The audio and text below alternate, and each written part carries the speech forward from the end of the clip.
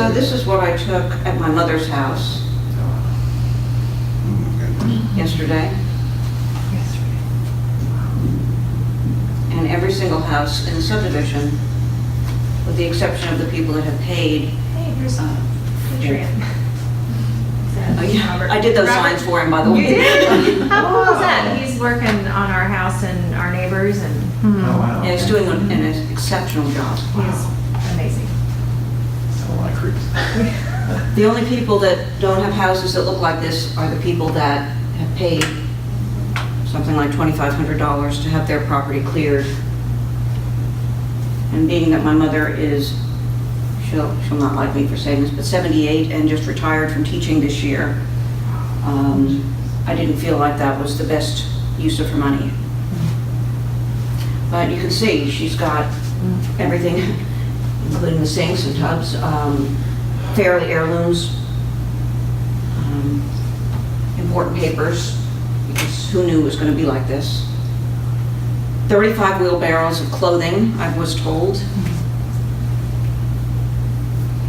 Unbelievable. And every home is like this, as you can see in the background.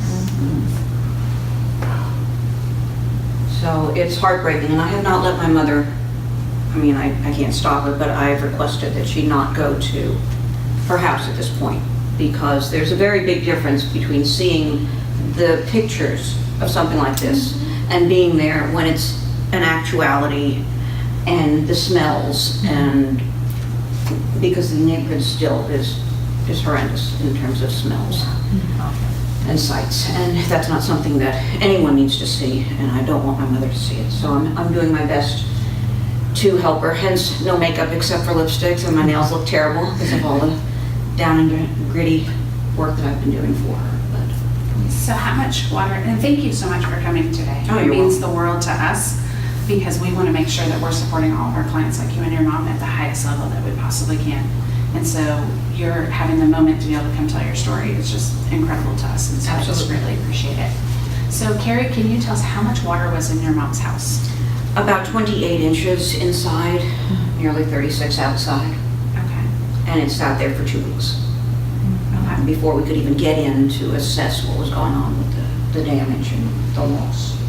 And what were your first steps? Obviously, we waited for a couple of weeks to be able to get in. Tell me what that was like. Well, the not knowing is always a very big problem, because if you don't know, you don't know how to fix what you don't know. And fortunately, several years ago, right after Ike, I convinced my mother to get flood insurance, even though that property was not in a flood zone. I'm glad she had it, because that made it made what we have to do a little bit more intricate, but it saved her a great amount of grief and stress over money. Right. Yes, she's lost more than she could ever value. We have antiques there. We have things that belong to her parents who are no longer with us, and you can't put value on that, but at least she has a lot more than a lot of other people do to start with. So, but you can develop a game plan while you're waiting. Absolutely.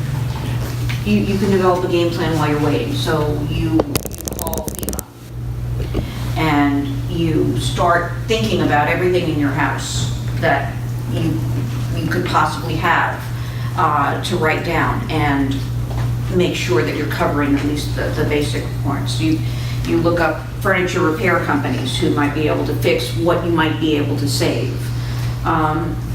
You call your insurance company, because her car, she thought would be safer in her garage, and of course it wasn't. The console had water in it, so the car was totaled. I'm going to jump ahead a little bit while I'm talking about that. The car was totaled last week.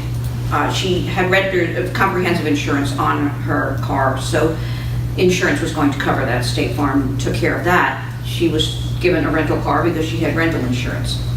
But then when they declared it totaled the other day, they said, okay, now you only have 7 more days to find yourself a new car because your rental insurance is being cut off. So that's another stressor for my mother. In the meantime, I'm trying to keep her spirits up.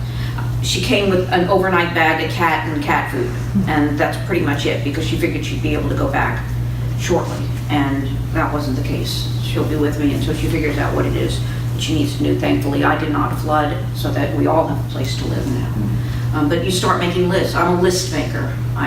That's how I keep myself organized in every aspect in my business and my personal life. I get criticized by my husband, who doesn't understand list making, but it's crucial.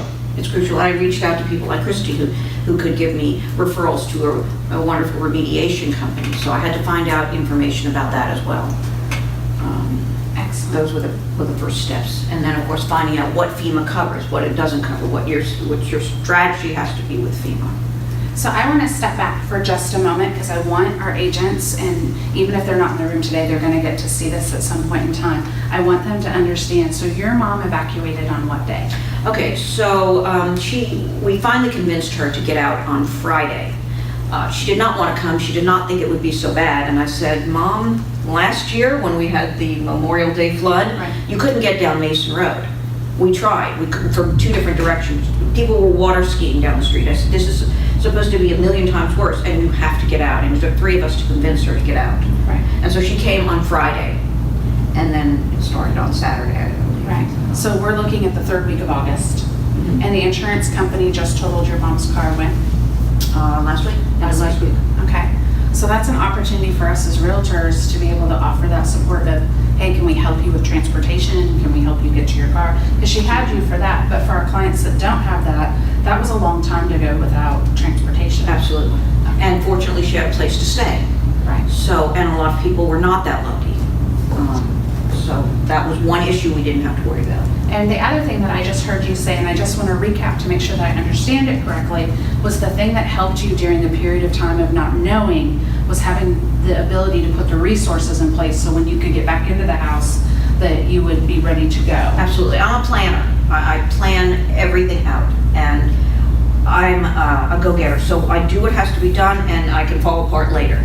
Right. You know, that's how I work. But yes, the pre-preparation of all of this information was crucial. Excellent, excellent, wonderful. So tell us a little bit about your experience with the remediation company. Okay, the remediation company that we hired, which goes by alternately Patriot and Excalibur, same company, was recommended by Christy, who I got a recommendation from an agent in our office. So, you know, our real estate connections are really important to you. In that It was. time. There's a lot of information, a lot of misinformation going around about remediation, about anything really, but the remediation. And so I leaned on Christy because I knew that if she was recommending it, and this other agent, who I also knew was recommending it, this was going to be a first-class company, and they're going to make sure that everything was taken care of. Nobody's going to allow us to start rebuilding before everything is dried out completely to the highest extent. So I was very comfortable with the process. And do you want me to tell? Yes, I would love that. This remediation company, I can't even express into words what they did for me and how it meant. One day I showed up, several days after I had met them. They had already been working for several days. And they handed me something, and they said, we found your grandfather's ID card and his gold watch, and we thought you would want to have it. Now there are so many instances where that didn't have to happen. I never would have known. And they turned it over, and several days later, they said, see all these buckets here, these plastic containers? This is china. It was my grandmother's china. My grandparents are no longer with us. It was my grandmother's china that we had not gotten out. We got out, by that point, we had gotten out as much as we could do ourselves. That was another issue. I mean, finding people that could help to move stuff. Christy, bless her, has stored the marble tops to my grandmother's nightstands for my mother. The stands will have to be refinished. One of them did not make it. The others can be done. But they turned it over to me. And that's something that it's rare. And you hear all these horror stories about how people get taken advantage of from companies during crises, and this was exactly the opposite, and it meant everything. So when we met with the FEMA gentleman, when he came to do the first tour of the house, and I want to get back to that process, but I want to talk about one thing that he said to you, and we need to make sure that we let our clients know was, what did he say about when you hire contractors to come into your home? Do you remember what he said you should feel comfortable with them doing? Go ahead. Coming to your house for dinner. That's how well that you should know them. Or he said, and he didn't know that I was a realtor at the time, you should get great recommendations from your local real estate professional. And I thought that that was quite fantastic. So that's a definite way that we can help serve our clients as we're moving through this particular process. And the other thing is ask questions. Tell your clients to ask questions. That's what I have done all throughout my life, is if I don't understand, I probe. I probe to the point of annoyance sometimes. But if I don't ask these questions, not everybody's going to volunteer the information. And the FEMA gentleman, we got very lucky with our FEMA guy, because he gave us information that I didn't even have any clue that I needed to ask the questions. So, that's crucial too. So another thing that I want to talk about, because I want to make sure that our agents are really well versed, and I know you and I have talked about this afterwards, so I know that you'll feel open to it. What is your first thought when you get on scene? And not just your first thought, but your thought for a couple of days when you see what we saw in that video. Okay, so by now, after seeing the house 10 times, I hate to say the word desensitized, but it is not hitting me like it hit me before. When I walked in there, before I got past the guard shack at Canyon Gate, I was in tears, and I cried all the way to her house. Because here, these are people that have worked hard for what they had, and you're driving down, the walls are down from the force of the water, and you're seeing what makes a person out in their front yards, and then you're smelling the decay and the stagnant water, and you realize this is when I got to my mother's house, and I realized, wow, my husband had already been in there with my brother. They'd already carried a lot of the stuff out, and they did not want me to come the first day until they could assess the situation. And I'm looking and I'm crying in the driveway, because although it wasn't my house, it was my mother's. My mother is my best friend, and this was her life. She's 78 years old. She retired from teaching a few months ago, and lost a brother in January. That's just a little background.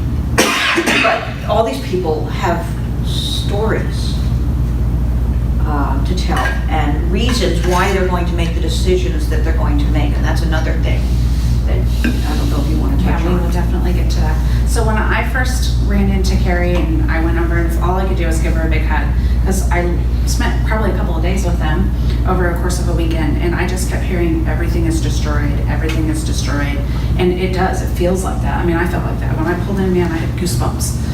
And your heart breaks, I mean, it just hurts. But then when we kind of step back and we're like, okay, let's really look at what's here. Let's look at your mother's antiques. Okay, these were built to withstand the great floods and to do those kinds of things. So then Carey and I kind of put our thinking hats on and went, okay, what really can be salvaged here? And so one of the things that we did, she actually ultimately ended up going with another company. But I said, let's find a furniture restoration company and I actually haven't made a decision yet. Okay. I met with somebody else today, because I think it's important that you don't necessarily go with the first person. You want to see the alternatives before you make any kind of decisions, really. Right, absolutely. And so we start pulling those pieces together. So us as realtors, when we're looking at those particular arenas and we're driving by this and pulling through, it's okay, well, let's see what can be salvaged. Let's pull through those things, because your first emotional impact is everything is gone. And we were then able to start pulling out tons of stuff. But there's also another problem that I had, in that I did not necessarily know I knew some of the things that were going to be important to my mother. I didn't know everything, and I didn't want her there to tell me. I didn't want her there looking and pulling stuff out of the piles, and I'm there in a Tyvek suit and in a respirator mask and gloves and the whole 9 yards. I did not want my mother there seeing this and witnessing it and making these. I had to make a lot of decisions. Now, did I make all the right decisions? No, probably not. There were some pieces that probably could have been salvaged, but how much can you do and where are you gonna put it? My garage was already full from having moved a few months ago. And so, and storage units are a premium because everybody is trying to do the same thing that you're trying to do. So you have to make some judgment calls. Hence, I have the marble. She has the one. And you have the mirror. And I have a mirror. We don't have the dresser, the mirror goes over, but we've got the.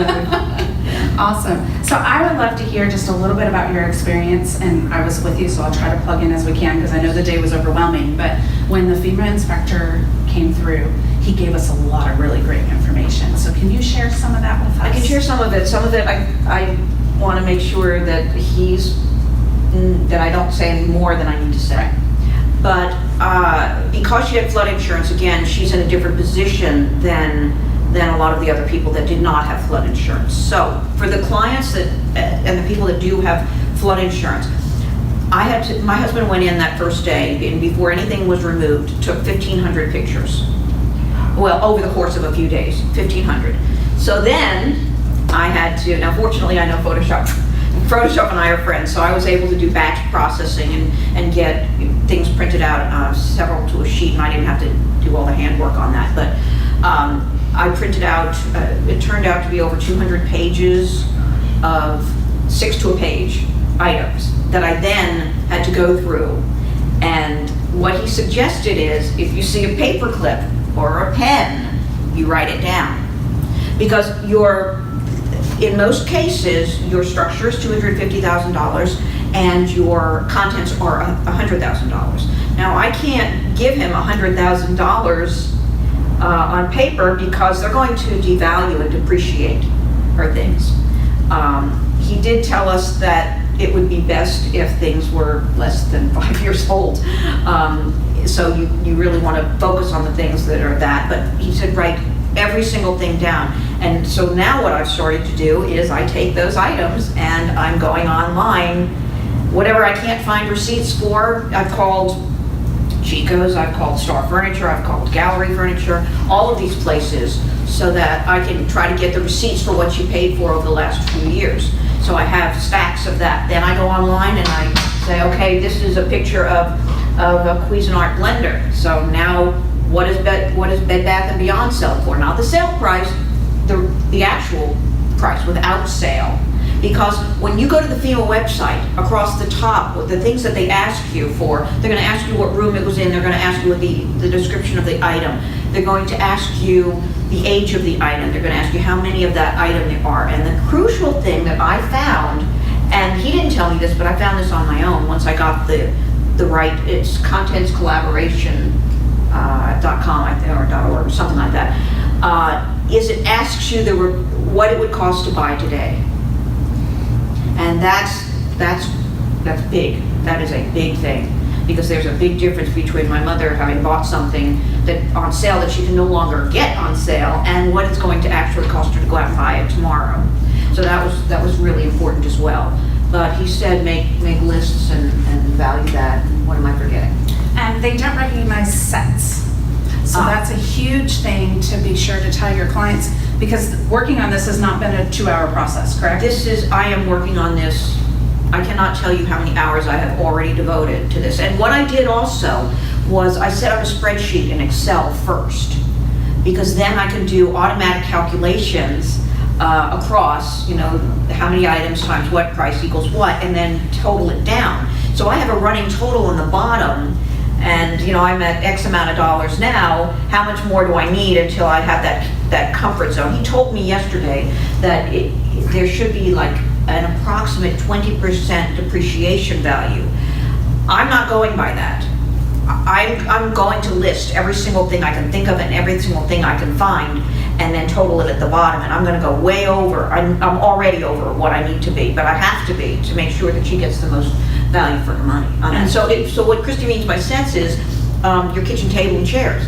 If you bought it as a set, you can't count it as a set because they don't recognize it that way. You bought 4 chairs at such and such, and you bought 1 table at such and such. So that's really important. And same thing with your living room furniture. If you buy a living room set, you bought a couch and you bought a love seat. Because if you catalog it as living room set, they're not going to count it. And so you'll get 0 value for that. The other thing that he told us that you were talking about was depreciation. So he really recommended to make sure that you didn't forget anything, because you're gonna get that total value, and then they're gonna go in and look at how old it is, and they're going to depreciate it and then give you a value that's just like when you turn in a used car, right? They're gonna give you a depreciation value for that, which I thought was very interesting. Now, the other thing I learned yesterday too that I haven't had a chance to tell you is for the contents, I had put down the refrigerator, the microwave, the dishwasher, and the range. They don't, the refrigerator, the dishwasher, and the range go under structure, not contents. But I came prepared, so I had my spreadsheet. And it's not ready to turn in yet, but I had the spreadsheet, and I had the model number of the refrigerator because she had just bought it within the last year. It floated. It floated. It was on its side. It was, that was my brother's funniest comment of the whole time. I didn't know refrigerators would float, but yes, it does. But yeah, so I was able to hand that to him. So then what I'm doing now, while I'm still doing that list, because we still have a lot of items to cover, is I am now transferring it over to the contents. In order to get paid, it's got to go into that contents collaboration website with pictures attached. So I can't, although I handed him a disc with a thumb drive with all of the pictures, the 1,500 pictures, he can't use that. He can use it to some extent, but I have to now go through, and every single line, I've got to go through the 1,500 pictures and find that blender and then attach it to that particular line item. So it is an enormous undertaking, enormous. So the point in looking at that is, A, we're sorry you're having to go through that, obviously, because that is enormous. But also, it's a good lesson for us as agents, is that's not a 2-hour process. Our clients today are still doing this in order to be able to recoup what they're doing. And the main other thing you have to remember is we're also trying to keep up with the rest of our lives. I have a daughter with special needs. I still have to get her to her programs every day. I have a business that I'm trying to keep going as well. So, I'll type in for my mother, and then I'll go, create a business card for someone. The juggling is enormous, and if you can help your clients with that, it's a godsend. I mean, Christy came to talk to FEMA with me as my friend, and canceled an appointment that day, postponed it to the next day, so that she could stay for several hours and help us pull stuff. I mean, she was, wow. I can't even, and then of course on the flip side, my mother also has to find a place to live.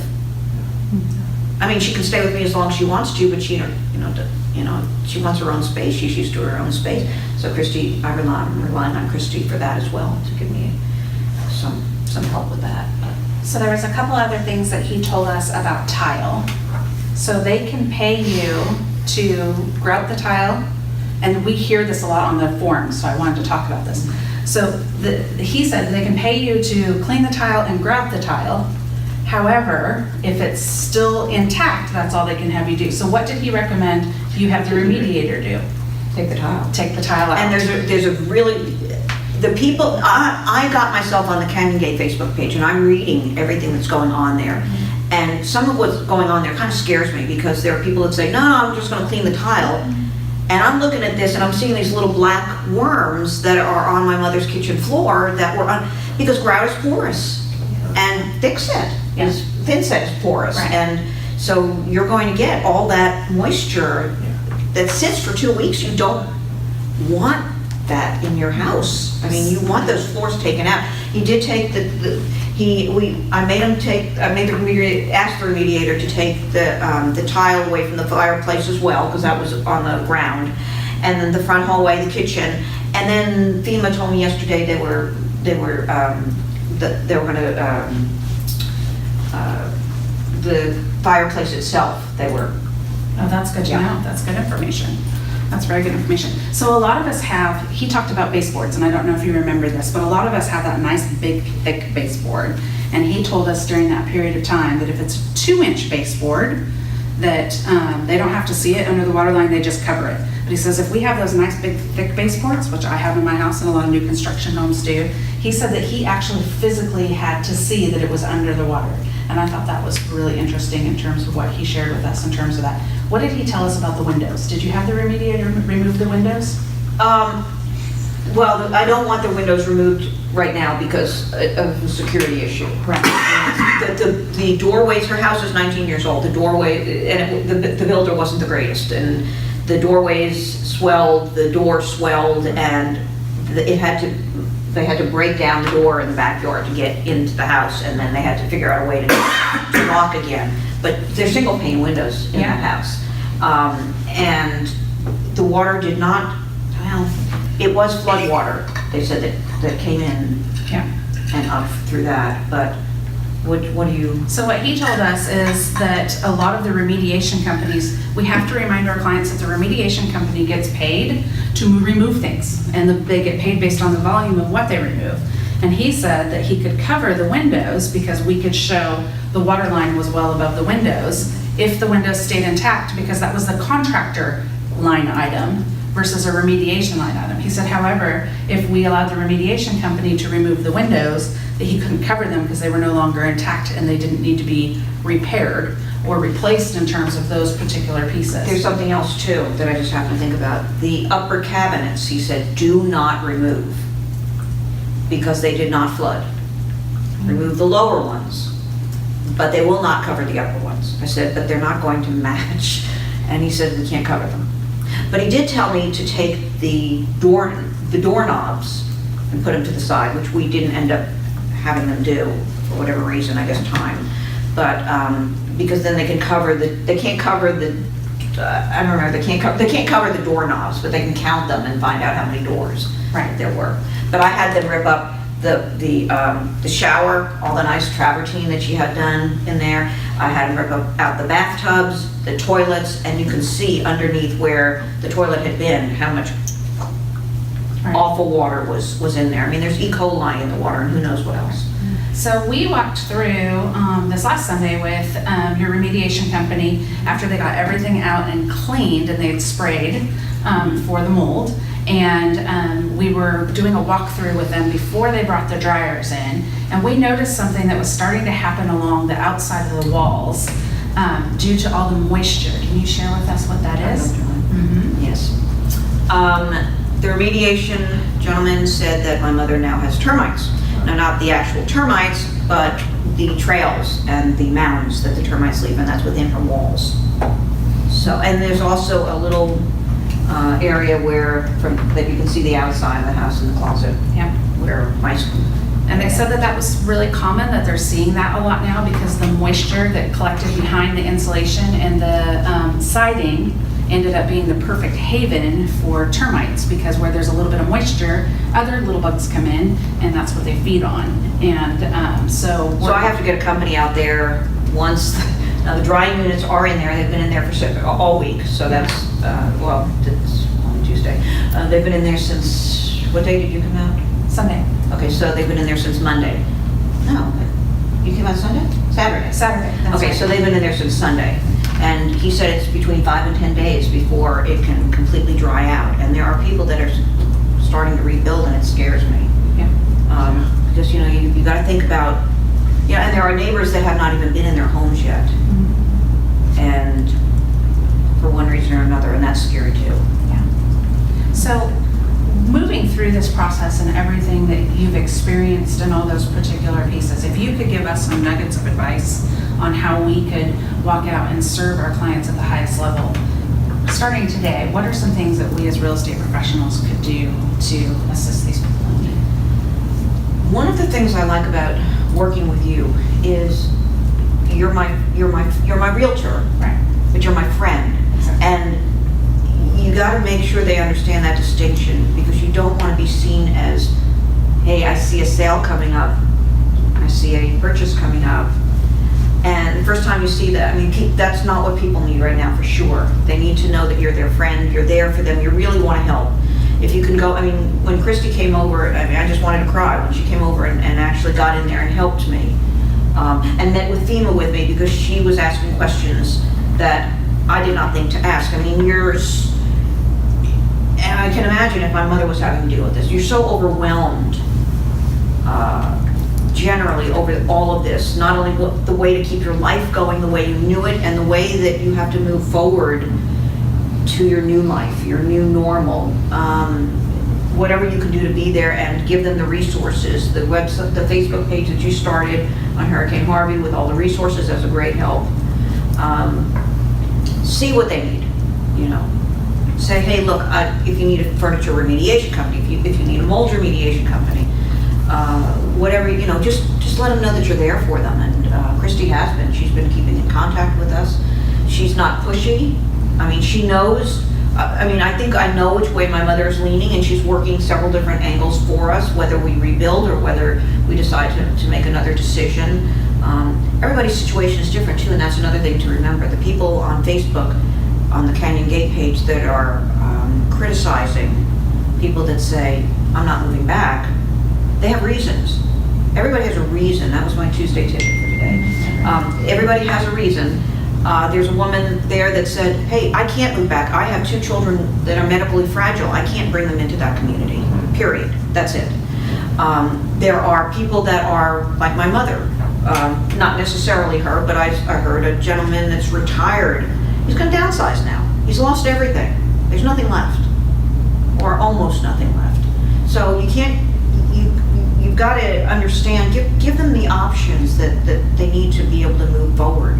Whether it's rebuilding, whether it's selling, whether it's walking away, whatever it happens to be. I mean, I'm not advocating for any of it, but my point is that you have to understand that everybody has different circumstances, and if you can understand what their circumstances are, then you can better help them and give them the best resources.